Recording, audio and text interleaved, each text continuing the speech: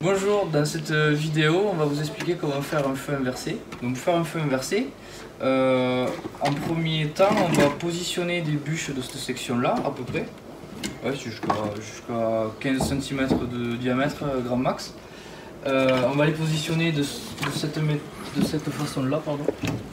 Bien en partie basse. En partie basse, en premier donc sur la sole. La sole c'est le fond du foyer. Donc bien écarté, de façon à ce que l'oxygène circule bien entre les bûches. Par-dessus, on va y mettre le petit bois.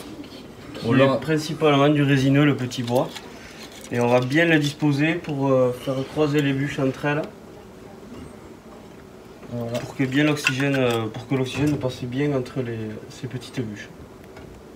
L'importance du petit bois, c'est surtout de démarrer très vite. C'est ce qui va nous permettre de chauffer le conduit directement et de créer, si vous voulez, la dépression, l'aspiration en fait.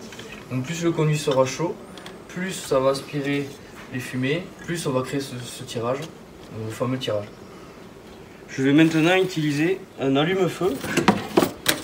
Donc un allume-feu de ce type là. Surtout très important l'allume-feu, parce que comparé à une boule de papier, il nous tiendra une flamme pendant une bonne quinzaine de minutes. Et c'est lui qui nous aidera à bien démarrer. Donc comme on parle de feu inversé, on va pas le mettre dessous comme il se faisait avant. On va le mettre dessus, sur le petit bois.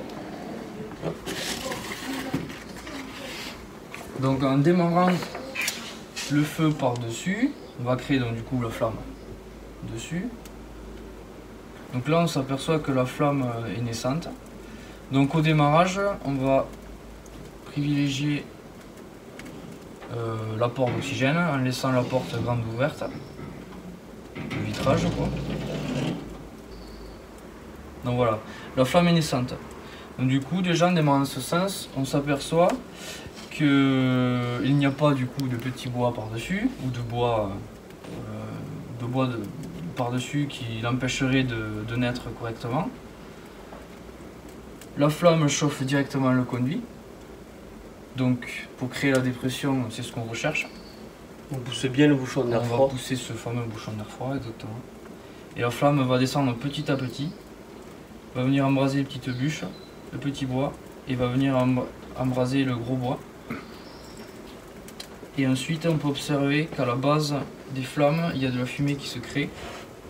Les fumées repassent dans la flamme, et au-dessus de la flamme, il n'y a plus de fumée. Donc du feu sans fumée. Donc que ce soit un foyer ou un poêle à bois, on va refermer soit la porte ou la vitre en la laissant entrouverte. On va voir que la flamme est un peu plus vive. Donc c'est de cette manière-là qu'on va faire un apport d'air supplémentaire pour que le feu démarre le plus vite possible et qu'on développe le plus de chaleur. Donc un poêle à bois, on laissera la porte ouverte.